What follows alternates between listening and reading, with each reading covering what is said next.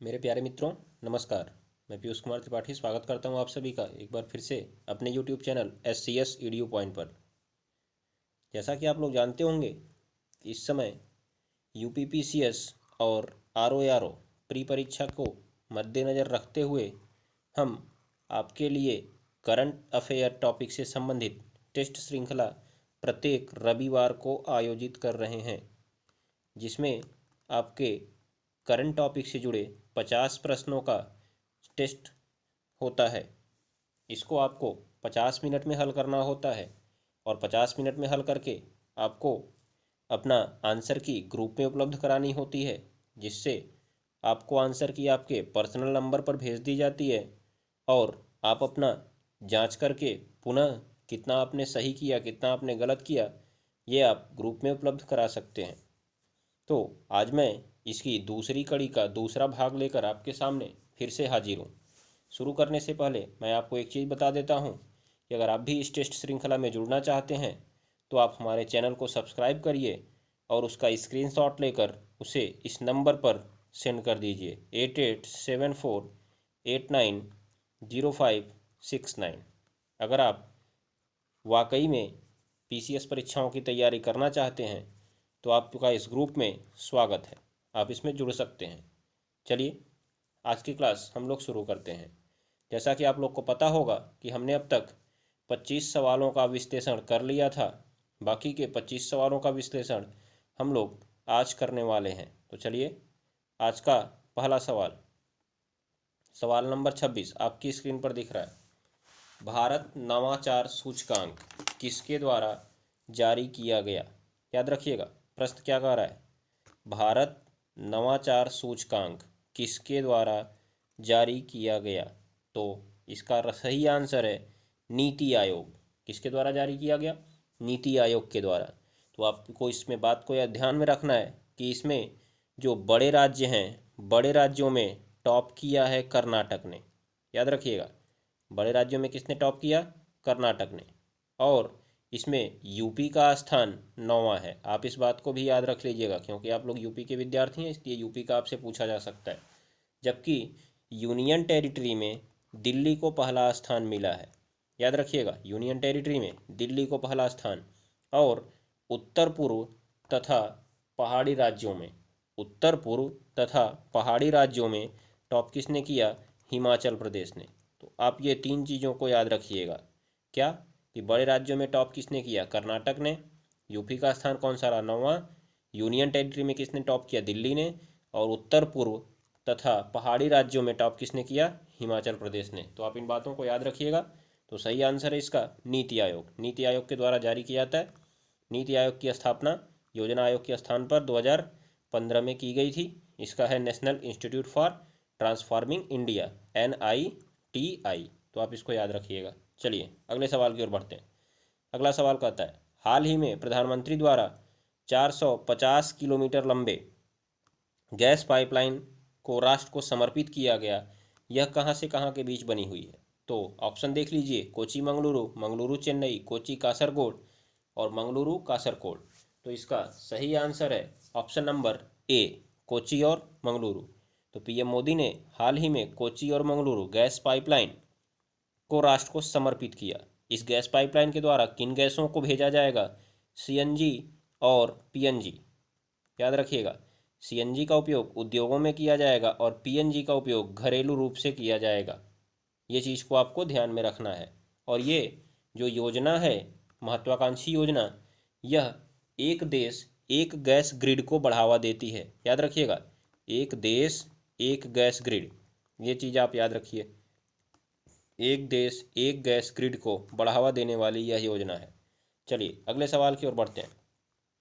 अगला सवाल कहता है सवाल नंबर 28, DRDO द्वारा विकसित भारत की पहली स्वदेशी मशीन पिस्तौल का नाम क्या है? तो ऑप्शन आपके सामने रश्मि, प्रभात, रात्रि, अश्मि। तो सही ऑप्शन है अश्मि। अश्मि DRDO के द्वारा विकसित की गई भारत की पहली स्वदेशी मशीन पिस्तौल का नाम क्या है? अश्मि। आपको ये बात याद रखनी है। चलिए तो DRDO के बारे में जान लीजिए। DRDO की स्थापना 1958 में। इसका फुल फॉर्म क्या है?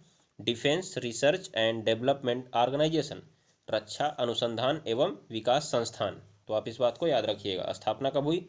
1998 में।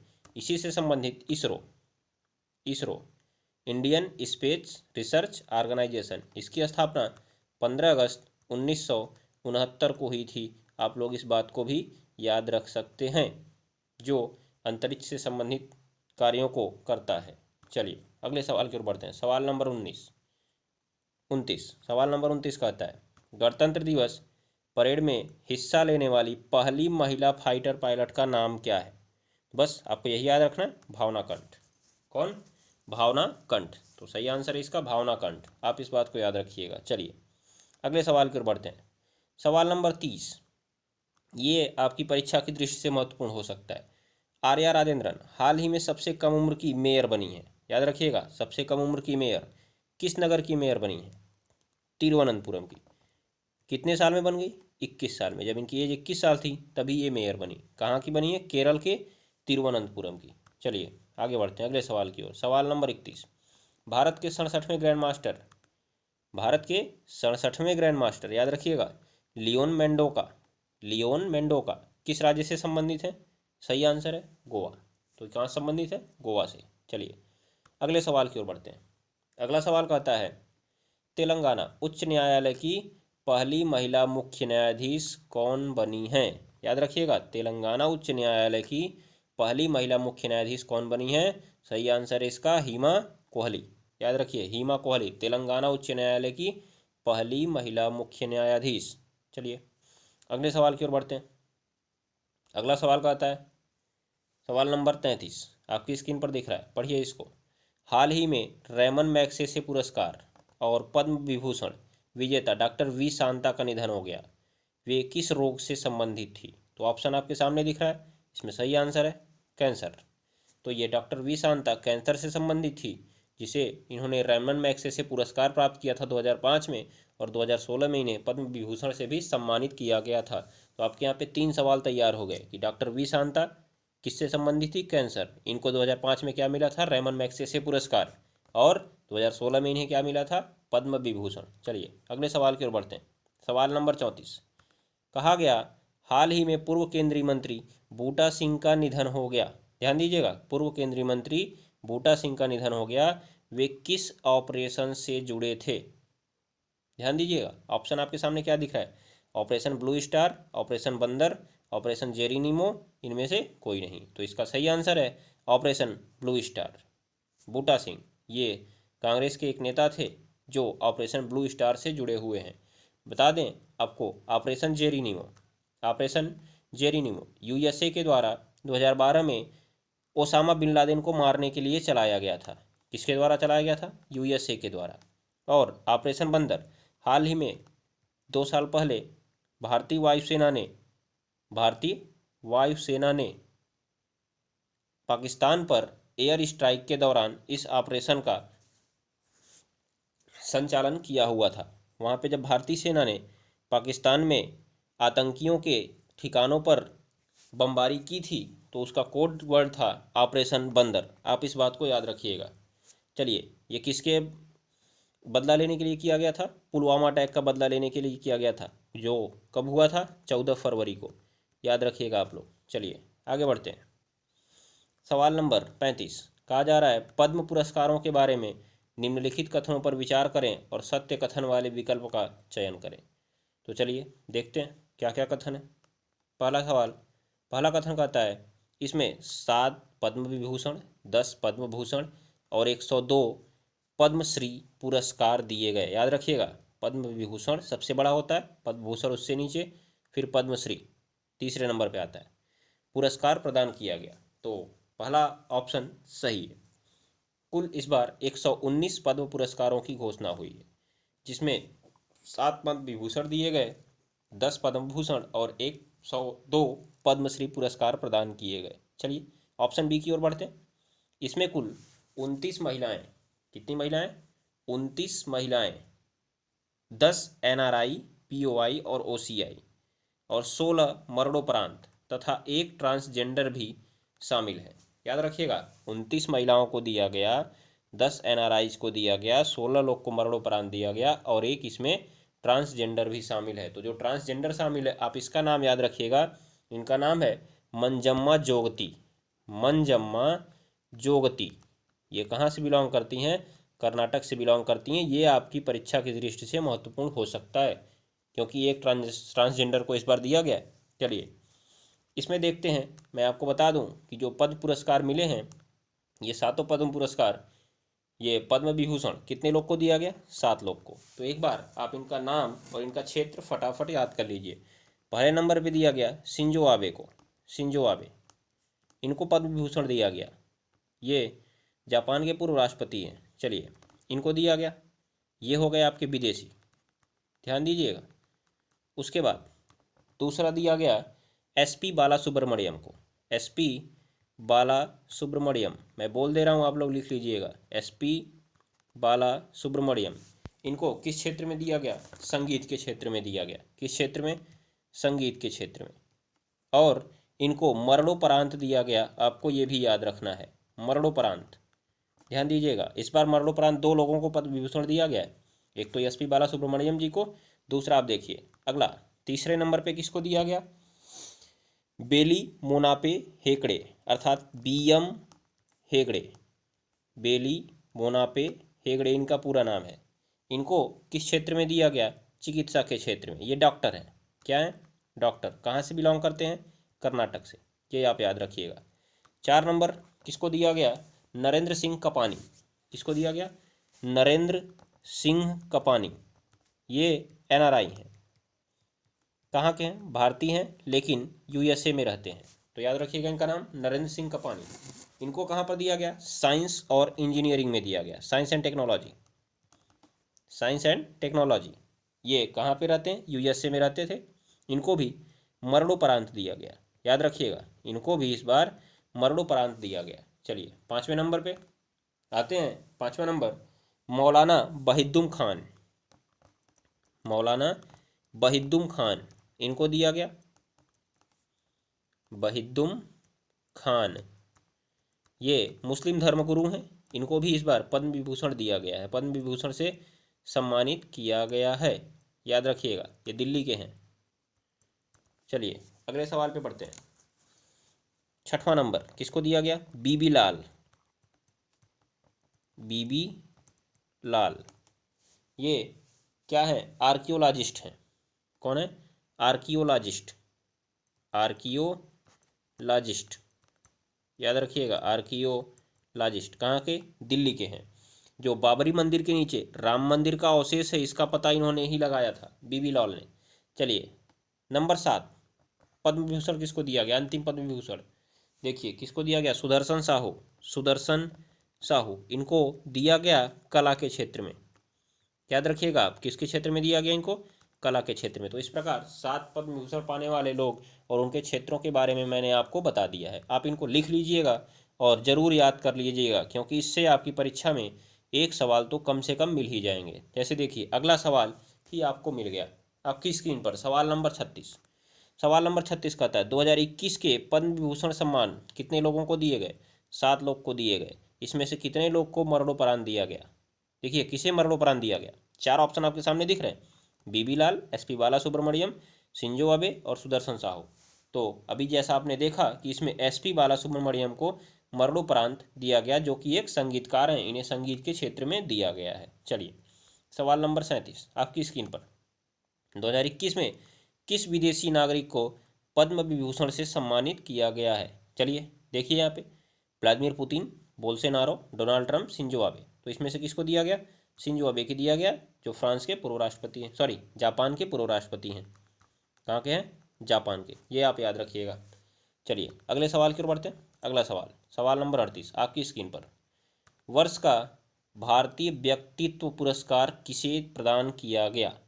कैलाश खेर, करण जौहर, विश्वजीत चटर्जी, अभिजीत बनर्जी। तो इसका सही ऑप्शन है विश्वजीत चटर्जी। ये बंगाल के रहने वाले हैं। आप इनको याद रखिए, भारतीय व्यक्तित्व पुरस्कार किसे दिया गया? विश्वजीत चटर्जी को दिया गया। चलिए अगले सवाल की ओर बढ़ते हैं। सवाल नंबर 39 आपकी स्क्रीन पर देखिए, गणतंत्र दिवस समारोह की इस बार सैन्य टुकड़ी में बांग्लादेश की सैन्य टुकड़ी शामिल हुई थी। वर्ष 2016 में किस देश की सैन्य टुकड़ी को गणतंत्र दिवस समारोह में शामिल किया गया था? ध्यान दीजिएगा, इस बार कौन सी सैन्य टुकड़ी शामिल हुई थी? बांग्लादेश।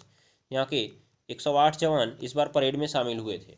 चलिए आगे देखते हैं, 2016 में कौन सी सैन्य टुकड़ी ने भाग लिया था? तो फ्रांस की सैन्य टुकड़ी ने भाग लिया था। आपको ये बात याद रखनी है। चलिए आगे चलते हैं, सवाल नंबर 40।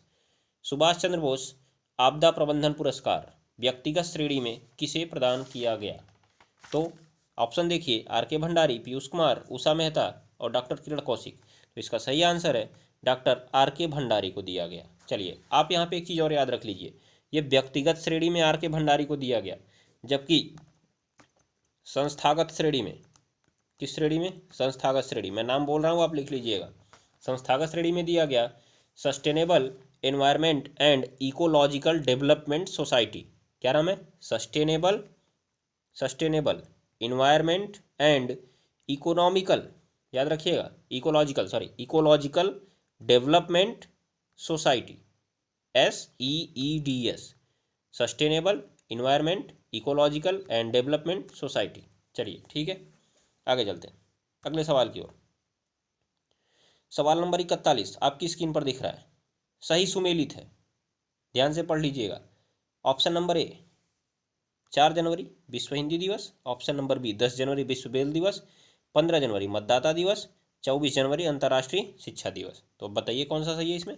इसमें सही आंसर है 24 जनवरी अंतर्राष्ट्रीय शिक्षा दिवस। तो 24 जनवरी को क्या मनाया जाता है? अंतर्राष्ट्रीय शिक्षा दिवस मनाया जाता है।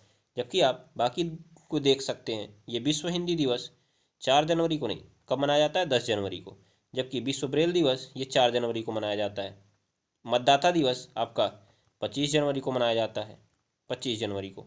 और जबकि 15 जनवरी को नेशनल आर्मी डे, भारतीय थल सेना दिवस मनाया जाता है। तो आप इसको याद रखिएगा, ये जनवरी के प्रमुख दिवसों के बारे में हो गया है। चलिए अगले सवाल की ओर आगे बढ़ते हैं। अगला सवाल, सवाल नंबर 42, ये भी पूछ रहा है कौन सा सही सुमेलित नहीं है। ये नहीं पूछ रहा है, ध्यान दीजिएगा। क्या है यहाँ पे? BM हेगड़े चिकित्सा, नृपेंद्र मिश्रा सिविल सेवा, सुमित्रा महाजन जन सेवा और सुदर्शन साहू यहाँ पे दिख रहा है विज्ञान। तो अभी मैंने आपको क्या बताया, सुदर्शन साहू कला के क्षेत्र से हैं, विज्ञान के क्षेत्र से नहीं। आप ये चीज़ को ध्यान में रखिएगा। चलिए आगे बढ़ते हैं। चलिए अगले सवाल की ओर, सवाल नंबर 43। सवाल नंबर 43 आपकी स्क्रीन पर है। सुभाष चंद्र बोस 23 जनवरी, सुभाष चंद्र बोस के जन्म दिवस को किस दिवस के रूप में मनाया गया? याद रखिए, पराक्रम दिवस। किस दिवस के रूप में मनाया गया? पराक्रम दिवस, जो इस बार से मनाने का निर्णय भारत सरकार ने लिया है। जैसा कि आप सभी लोग जानते ही होंगे, इस बार बंगाल में चुनाव है, तो बाकी आप तो सोच ही सकते हैं। चलिए आगे देखते हैं, सवाल नंबर 44। अभ्यास कवच का आयोजन जनवरी 2021 में कहाँ किया गया? चलिए सवाल नंबर 44 आपकी स्क्रीन पर है। अभ्यास कवच का आयोजन कहाँ पर किया गया? तो कहाँ पर किया गया? अंडमान निकोबार कमान में किया गया। यहाँ पर भारत की तीनों सेनाओं के बीच अभ्यास कवच का आयोजन किया गया। तो आप याद रखिए, जहाँ पर भारत की तीनों सेनाएं एक साथ रहती हैं उसे हम थिएटर कमांड नाम देते हैं। क्या नाम देते हैं? Theatre command. ये चीज़ को आप ध्यान में रखिएगा। चलिए अगले सवाल की ओर बढ़ते हैं। सवाल number 45। BRO Border Road Organisation द्वारा निर्मित किए जाने वाले चत्तरगला सुरंग की लंबाई कितनी है? कितनी है? Option number B. सवाल नंबर 45 इसका सही आंसर है ऑप्शन नंबर बी। कितनी किमी है? 6.8 किमी लंबा है। आप ये चीज़ को याद रखिए। कहाँ पर है ये? जम्मू एंड कश्मीर में है। चलिए अगले सवाल की ओर आगे बढ़ते हैं। भारत के सबसे ऊंचे मौसम विज्ञान केंद्र, याद रखिएगा, सबसे ऊंचा भारत का है ये मौसम विज्ञान केंद्र का उद्घाटन किस यूनियन टेरिटरी में किया गया? आपके सामने ऑप्शन दिख रहे हैं। तो इसका सही आंसर है लद्दाख। कहाँ पर किया गया? लद्दाख, लेह जिला में। चलिए आगे बढ़ते हैं अगले सवाल की ओर। राष्ट्रीय युवा महोत्सव 2021 की थीम क्या है? राष्ट्रीय युवा महोत्सव 2021 की थीम, ऑप्शन देखिए, युवा विजेता, हम जीतेंगे, आत्मनिर्भर युवा, उत्साह, नए भारत का। तो इसका सही ऑप्शन है उत्साह नए भारत का, ऑप्शन नंबर डी। तो आप ये याद रखिए, ये कब मनाया गया था?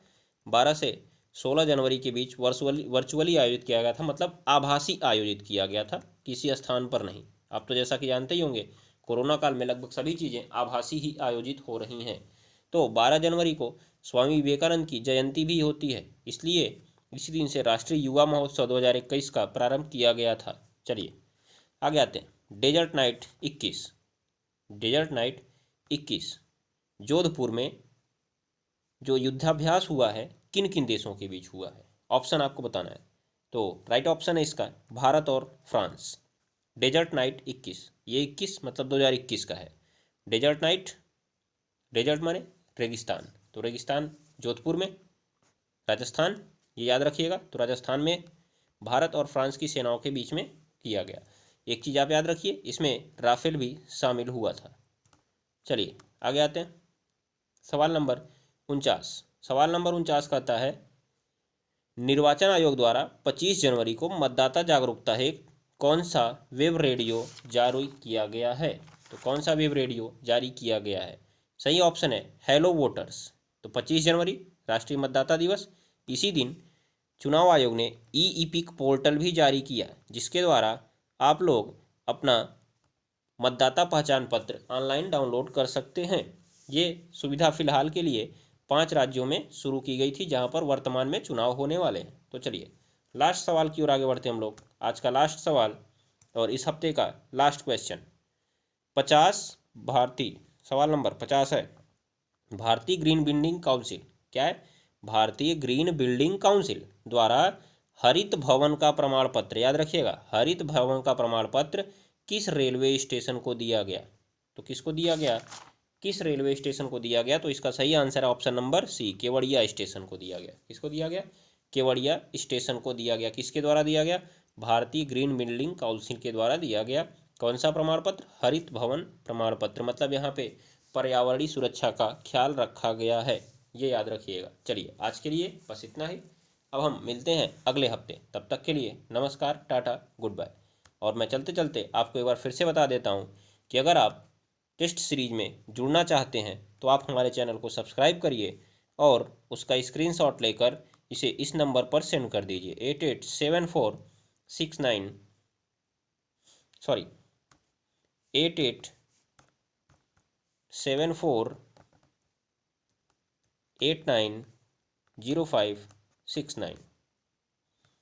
तो आपको इस नंबर पे व्हाट्सएप कर देना है और आपको ग्रुप में ऐड कर लिया जाएगा, जिससे आप अगली टेस्ट श्रृंखला के लिए एलिजिबल हो जाएंगे।